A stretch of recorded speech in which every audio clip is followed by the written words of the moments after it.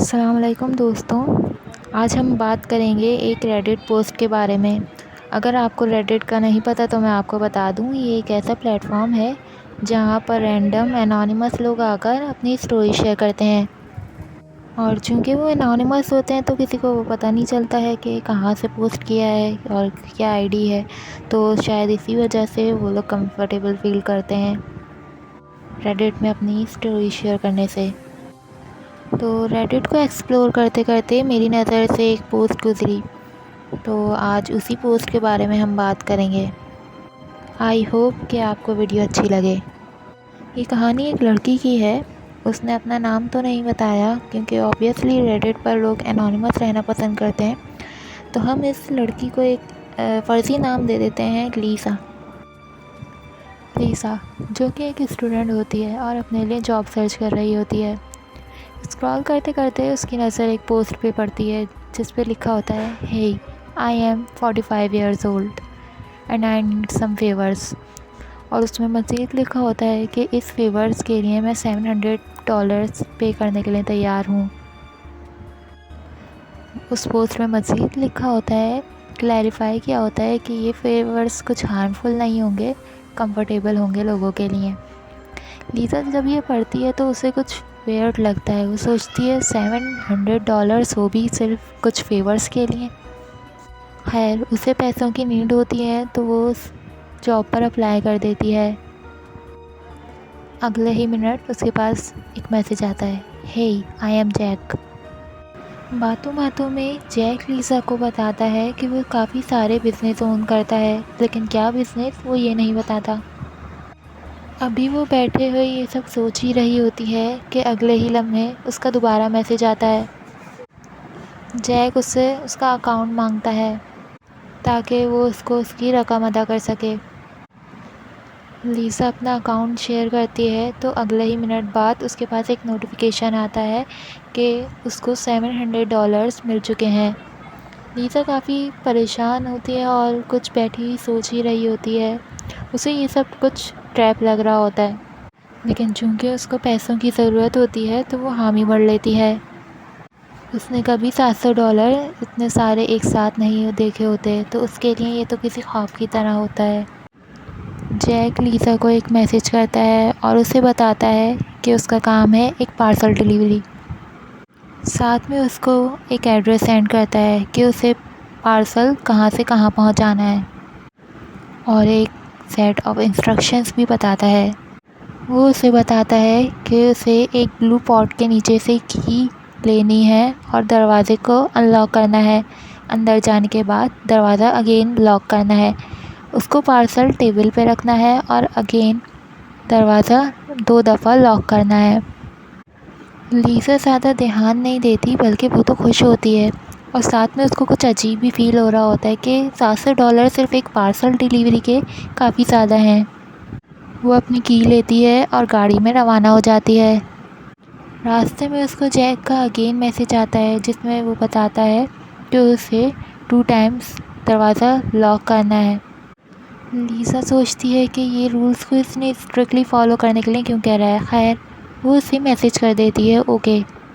लीसा जब उस एड्रेस पहुंचती है तो उसे दिखता है कि आसपास उसकी कुछ नहीं होता, बल्कि एक घर होता है जो कि एक एबेंडेंड हाउस होता है, जो बिल्कुल टूटा फूटा सा और काफ़ी पुराना मालूम होता है। अंदर पहुंचते ही उसे आवाज़ आती है, क्या तुम जैक का ऑर्डर डिलीवर करने आई हो। वो जब अंदर देखती है तो उसे एक इंसान नज़र आता है जो हाइट में काफ़ी लंबा और चौड़ा मालूम होता है। उसके काफ़ी ज़्यादा मसल्स होते हैं और पूरी बॉडी पर टैटूज़ बने होते हैं। लीसा उसको देखकर काफ़ी डर जाती है। सोचती है कि मैं 21 ईयर ओल्ड और इस पूरी सुनसान जगह में वो आदमी है। वो आदमी काफ़ी भारी भरकम मालूम होता था। लीसा अपनी गाड़ी से नहीं निकलती और उसने अपना एक हाथ की पर रखा होता है कि जैसे ही कुछ गड़बड़ होगी वो फ़ौरन अपनी गाड़ी लेकर यहाँ से भाग जाएगी।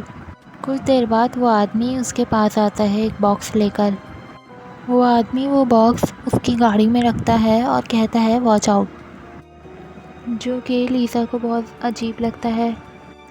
लीसा अपनी गाड़ी का डोर बंद करती है और फुल म्यूज़िक लगाकर वो उस एड्रेस की तरफ रवाना हो जाती है।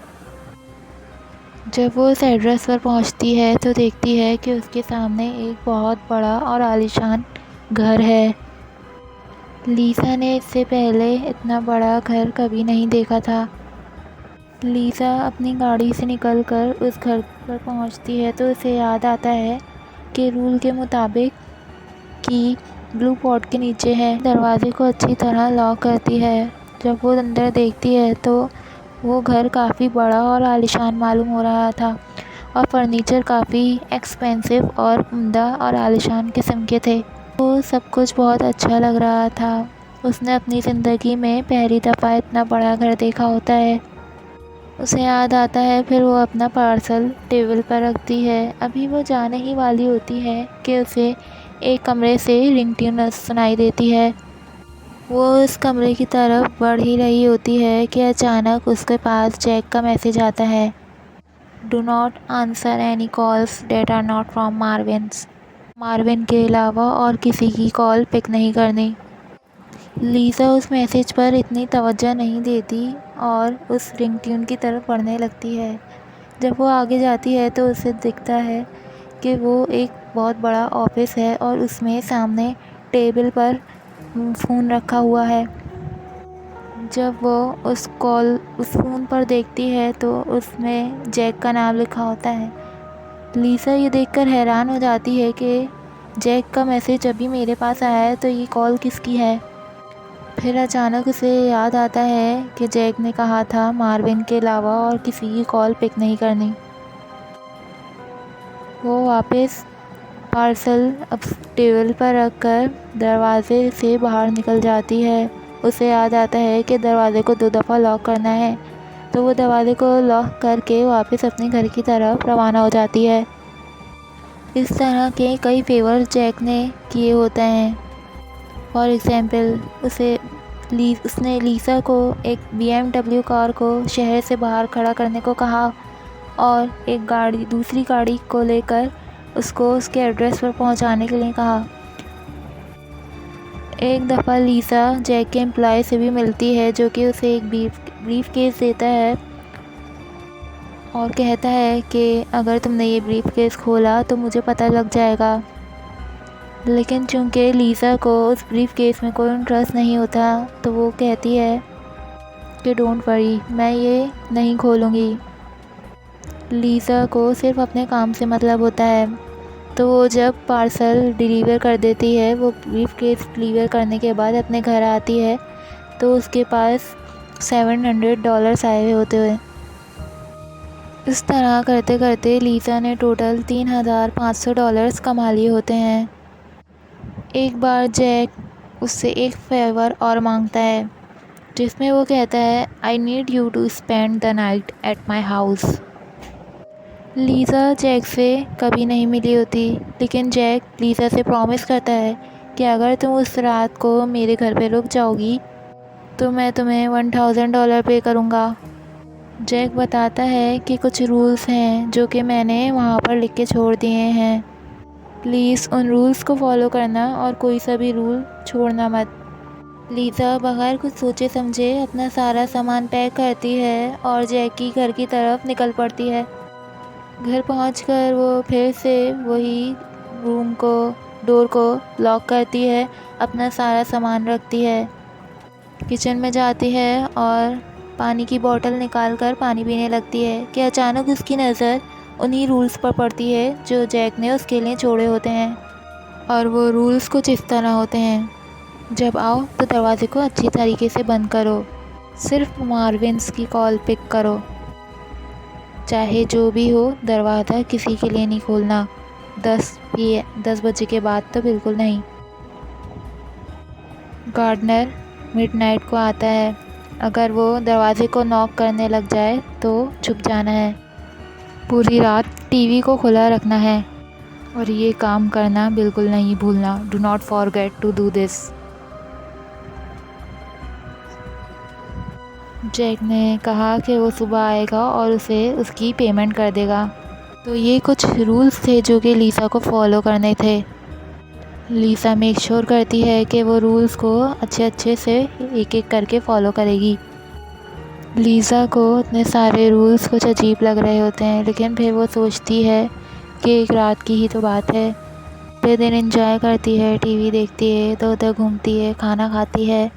अब रात के 8:30 बज जाते हैं। 8:30 बजे के बाद लीसा ख्याल करती है कि अब उसे सो जाना चाहिए, क्योंकि जैक ने जितने भी रूल्स दिए होते हैं वो 9 बजे के बाद के होते हैं कि 10 बजे के बाद कोई आए तो दरवाज़ा नहीं खोलना, 10 बजे के बाद ये करना है, 10 बजे के बाद 9 बजे के बाद ये करना है।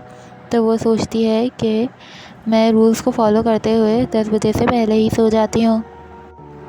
लीसा के दिमाग में काफ़ी सारे रूल्स और बातें होती हैं कि जैक ने उसको इतने सारे रूल्स स्ट्रिक्टली फॉलो करने के लिए क्यों कहा। इसी चीज़ को सोचते सोचते उसको नींद आ जाती है। अभी 10:30 बजे का टाइम होता है कि अचानक से लीसा की आँख खुल जाती है, क्योंकि कोई बाहर बहुत ज़ोर ज़ोर से नॉक कर रहा होता है। अभी लीसा बाहर की तरफ जा ही रही होती है कि उसे रूल्स याद आ जाते हैं कि किसी के लिए दरवाज़ा नहीं खोलना, वो भी 10 बजे के बाद। लीसा को बाहर से आवाज़ आती है, hello there is a police. वो काफ़ी डरी हुई होती है तो कोई कोना पकड़ के बैठ जाती है। थोड़े ही टाइम बाद उसको दरवाज़ा नॉकिंग करने की अगेन आवाज़ आती है। इस बार कोई दरवाज़ा बहुत ज़ोर से नॉक कर रहा होता है और वो खुद को गार्डनर बताता है।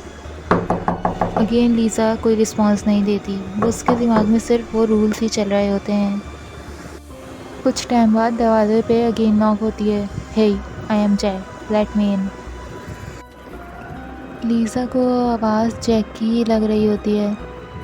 वो बहुत ज़्यादा डर रही होती है, लेकिन किसी के लिए भी दरवाज़ा नहीं खोलती। और इस तरह पूरा 1 घंटा गुजर जाता है। हर बार कोई ना कोई कभी कुछ बन के आता है तो कभी कुछ। लेकिन जब लीसा की तरफ से कोई रिस्पॉन्स नहीं आया 1 घंटे के बाद भी, तो एकदम से हर तरफ सन्नाटा हो जाता है। अब सुबह हो चुकी होती है कि अचानक लीसा को किचन से कुछ आवाज़ें आती हैं। वो नीचे जाके देखती है तो उसे वहाँ पर जैक नज़र आता है। उसने कभी जैक को देखा नहीं होता, सिर्फ तस्वीरें देखी होती हैं, तो उसको जैक ही लगता है, क्योंकि उसकी शक्ल काफ़ी जैक से मिल रही होती है। तो वो अज्यूम कर लेती है कि ये जैक ही है, जो कि अपने लिए ब्रेकफास्ट बना रहा होता है। वो लीसा से पूछता है तो उसके लिए भी वो ब्रेकफास्ट बनाना शुरू कर देता है। ब्रेकफास्ट के दौरान दोनों में साइलेंस होता है, कोई किसी से बात नहीं कर रहा होता है। ऑल्दो उसकी कोई क्लास नहीं होती, लेकिन क्योंकि उसको वहाँ से निकलना होता है तो वो अपनी क्लास का बहाना बनाकर वहाँ से निकल जाती है। अब लीसा घर पहुंचकर अपना बैग खोलती है तो उसके बैग में वही लिस्ट होती है। अभी वो रूल्स पढ़ ही रही होती है कि अचानक से वो फ्रीज़ हो जाती है और काफ़ी उसके चेहरे पे खौफ होता है। वो रूल को देखते देखते उसके चेहरे पर काफ़ी ज़्यादा खौफ होने लगता है। वो देखती है कि उसने एक रूल तो फॉलो ही नहीं किया, जो कि था टीवी को पूरा रात खुला रखना है, और आगे लिखा है do not forget to do this, ये ज़रूर करना था। लीसा को लगता है कि ये एक नॉर्मल सी बात है, लेकिन उसके आगे जब उसने ये पढ़ा कि ये करना ज़रूरी है, do not forget to do this, तो वो काफ़ी ज़्यादा परेशान हो जाती है। अचानक से उसके मोबाइल पर नोटिफिकेशन आती है कि उसको $1000 मिल चुके होते हैं। अब लीसा को ये देखकर थोड़ा सुकून होता है कि जैक को उसकी ये वाला रूल जो उसने तोड़ा था उसके बारे में कुछ नहीं पता चला। अभी लीसा ये सब सोच ही रही होती है कि अचानक से उसको जैक का मैसेज आता है, जिसमें जैक लिखता है कि वो अभी टाउन में नहीं है, उसे कुछ काम आ गया था तो वो वापस नहीं आ सकता, उसने अमाउंट डिलीवर कर दी है और अब वो 1 हफ़्ते तक वापस नहीं आएगा। अब लीसा ये देखकर यही सोच रही होती है कि अगर जैक 1 हफ़्ते तक वापस नहीं आ रहा तो आज जिससे सुबह मैं मिली वो कौन था।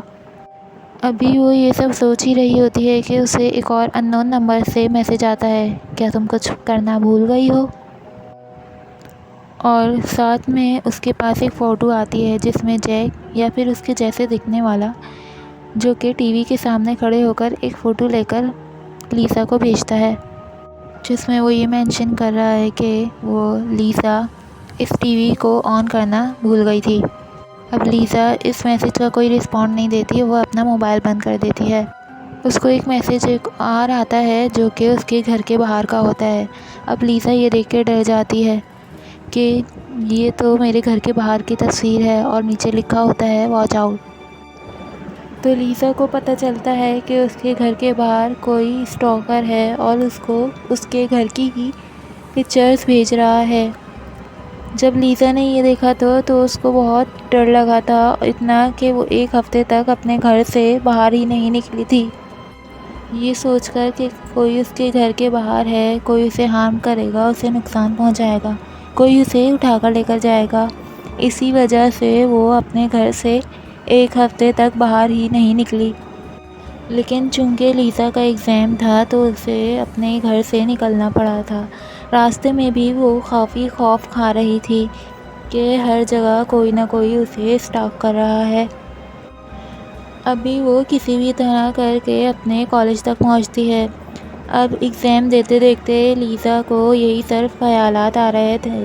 वो सोचती थी कि मैंने जैक को अपने कॉलेज के बारे में बताया नहीं तो वो मुझे किस तरह पकड़ेगा।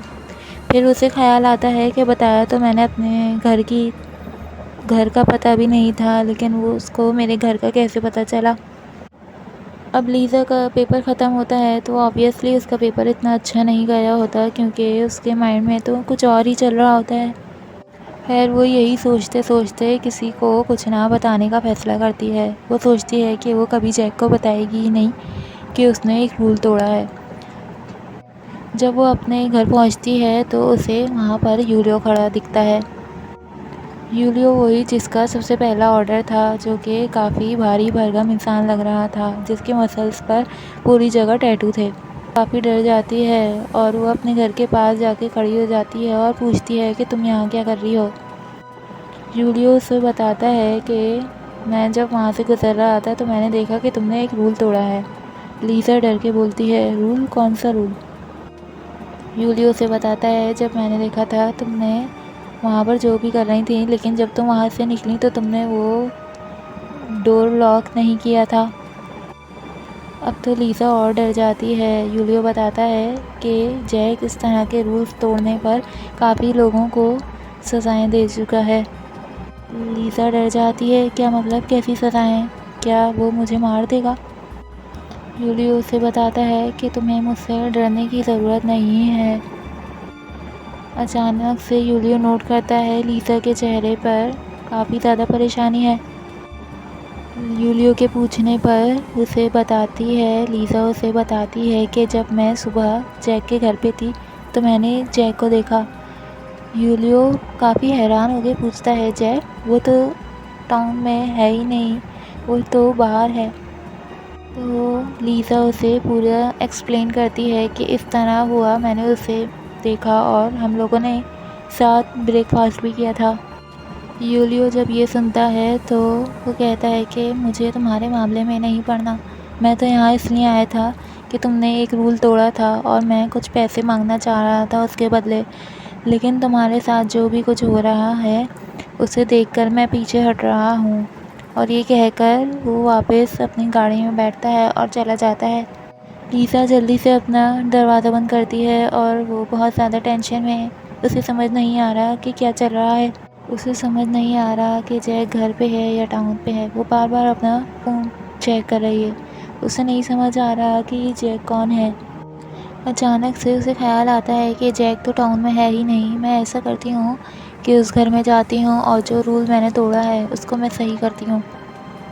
वो सोचती है कि उसको बताने के लिए कुछ मिलेगा ही नहीं, क्योंकि मैं वो रूल सही कर दूँगी। और बताएगा भी तो कौन? यूलियो। लेकिन मुझे नहीं लगता। लीज़ा सोचती है कि मुझे नहीं लगता कि यूलियो बताएगा, वो इस तरीके का नहीं लगता। तो वो डिसाइड करती है वापस जैक के घर जाने का। अब जैक के घर के सामने पहुंच जाती है। जो घर उसे काफ़ी बड़ा और आलीशान लग रहा था, अब उसे उसी घर से खौफ आने लगा था। जो घर लीज़ा को काफ़ी खूबसूरत लग रहा था, अब उसे उसी घर से घुटन होने लगी थी। अब जब वो फाइनली जैक के घर में पहुंचती है, उसे याद आता है कि उसे डोर लॉक करना है, तो अंदर पहुंच के डोर को अच्छे से लॉक करती है। अब वो सब चीज़ें डबल चेक करती है। सबसे पहले हॉल देखती है कि वो सही है ना, तो सब जगह सही होता है। फिर वो लाइब्रेरी के अंदर चेक करती है, उसे सब कुछ नॉर्मल मिलता है। लेकिन जब वो किचन की तरफ जाती है तो उसे दिखता है कि वहाँ पर सब कुछ बिखरा पड़ा है।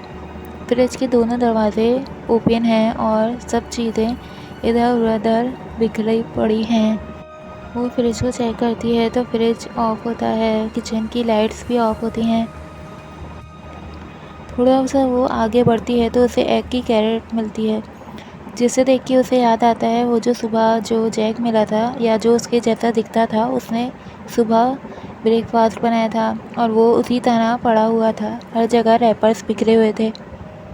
जब वो और आगे बढ़ती है तो उसे कुछ पेन्स पड़े हुए मिलते हैं, जिसको हाथ लगा के वो देखती है तो एक पेन अभी भी गर्म था, जिसे देख के उसे पता चलता है कि यहाँ पर थोड़ी देर पहले कोई तो था। अब जैसे जैसे वो ऊपर की तरफ जाती रहती है तो उसे महसूस होता है कि यहाँ पर इलेक्ट्रिसिटी नहीं है, किसी ने मेन स्विच बंद कर दिया है। और जैसे जैसे ऊपर जाती है उसे सब चीज़ें बिखरी हुई मिलती हैं। अब जब वो नीचे आ रही होती है तो उसे एक जगह का दरवाज़ा खुला मिलता है। वो नोटिस करती है तो उसे याद आता है कि जब वो ऊपर आ रही थी तो वो दरवाज़ा बंद था। अब वो धीरे धीरे उस दरवाज़े की तरफ बढ़ती है। उसे समझ आ जाता है कि घर में उसके अलावा और भी कोई है।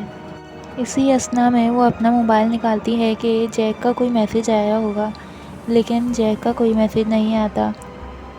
अब जैसे ही वो पीछे मुड़ती है तो उसका सामना एक आदमी उसे होता है, जो कि और कोई नहीं जैक था।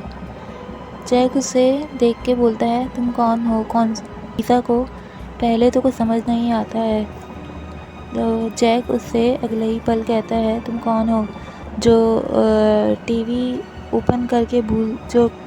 ओपन करना भूल गई थी, जिसने रूल तोड़े थे। लीसा काफ़ी घबरा जाती है। अभी वो जस्टिफाई कर रही होती है कि जैक अचानक से हंसने लग जाता है। लीसा को कुछ समझ नहीं आ रहा था, तो जैक कहता है, आई एम जैक। लीसा कहती है, ऐसा कैसे हो सकता है? तुमने तो सुबह मुझे मैसेज किया था कि तुम टाउन में नहीं हो। अचानक से वो जैक जैसा दिखने वाला आदमी कहता है, जैक से तुम्हारी बात हुई है?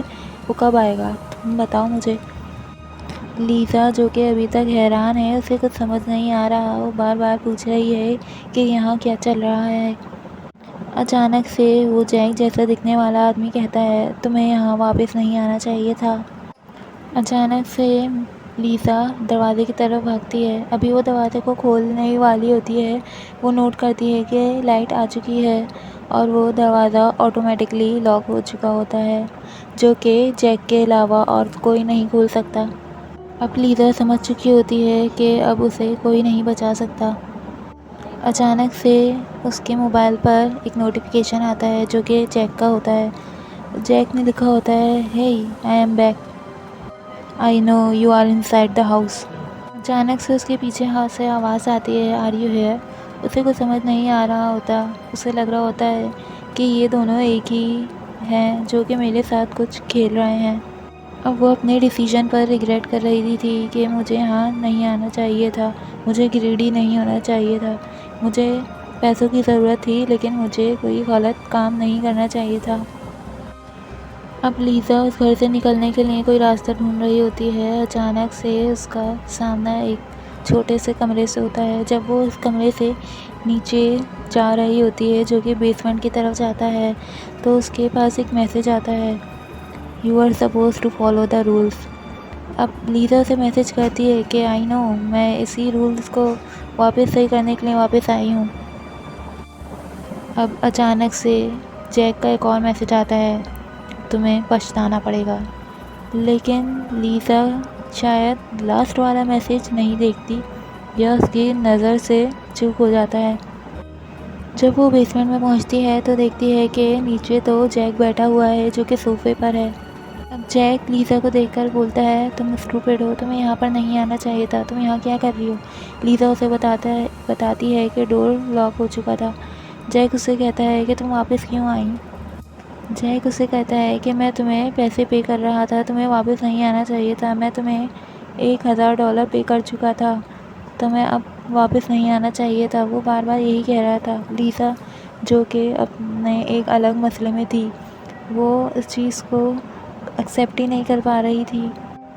अब लीसा चिल्ला रही होती है कि तुम कौन हो और जैक कहाँ पर है, तुम जैक नहीं हो।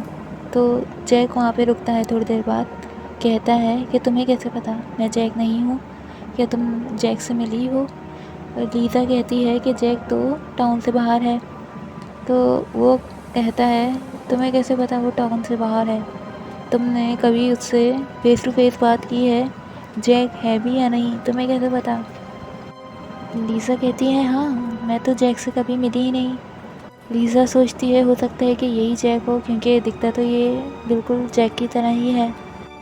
अभी लीसा ये सब सोच ही रही होती है तो जैक हंस के बोलता है कि तुम्हें कुछ पता ही नहीं है कि जैक कौन है, क्या पता ये सब मेरा ही प्लान हो, क्या पता तुम जिससे बात कर रही हो मैं रियल हूँ भी या ना हूँ, क्या पता मैं जैक हूँ। ये सब सुनकर लीसा हैरान हो रही है और सोच रही है हाँ ये तो सही कह रहा है, मैं तो कभी उससे मिली ही नहीं। अभी ये सब लीसा सोच ही रही होती है कि अचानक से जैक उसके पास आता है और लीसा बेहोश हो जाती है। जब लीसा की आँख खुलती है तो उसके हाथ में काफ़ी ज़्यादा दर्द हो रहा होता है। वो देखती है कि वो काउच पे लेटी हुई है और जैक सामने बैठा हुआ है और लीसा के हाथ में काफ़ी दर्द हो रहा है, जैसे उसका हाथ है ही नहीं। अब लीसा उठ के देखती है तो सेम उसी तरह जैक के हाथ से भी खून निकल रहा होता है और बैंडेज लगी हुई होती हैं। लीसा जैक से पूछती है कि तुम्हें क्या हुआ। वो जब उठने की कोशिश करती है तो उसके हाथ में काफ़ी दर्द होता है और जब वो अपनी आस्तीन ऊपर करती है तो उसके हाथ में भी सेम वैसे ही बैंडेजेस होते हैं और उसके हाथ से भी खून निकल रहा होता है। जैसे ही वो जैक को देखती है, जैक बोलता है कि मैं नहीं चाहता था तुम यहाँ पर आओ, ऑल्दो मैं खुश हूँ लेकिन मैं कभी नहीं चाहता था कि तुम यहाँ पर आओ। वो कहता है कि मुझे अच्छा तो नहीं लग रहा लेकिन मुझे ये करना पड़ेगा, मुझे यहाँ से बाहर निकलने के लिए ये सब कुछ करना पड़ेगा। अब लीसा जैक को देख रही है। जैक जाता है और फ्रंट डोर आराम से अनलॉक करके बाहर चला जाता है। जाते वक्त वो लीसा को देखता है। जैक लीसा को गुड बाय कहता है और वहाँ से चला जाता है। अभी लीसा देख ही रही है कि फ्रंट डोर कितनी आसानी से ओपन हो गया। उसे लगता है कि वो भी वहाँ से बाहर निकल जाएगी, लेकिन जैसे ही वो वहाँ से बाहर निकलना चाहती है तो उसके राइट हैंड में काफ़ी दर्द होता है, जैसे किसी ने इलेक्ट्रिक शॉक दे दिया हो। जैसे ही वो बाहर की तरफ से वापस अंदर आती है तो वो शॉक जो उसे लग रहा होता है वो वापस सही हो जाता है और वो फ्लोर पे गिर जाती है। अब वो जैक को देख रही है और उससे पूछती है तुमने मेरे साथ क्या किया है। जैक उसे बताता है 8 महीने। जैक उसे बताता है कि तुम वो पहली इंसान हो जो वापस आया है। वो कहता है I am sorry, I can not be here. अब जैक जाने लगता है।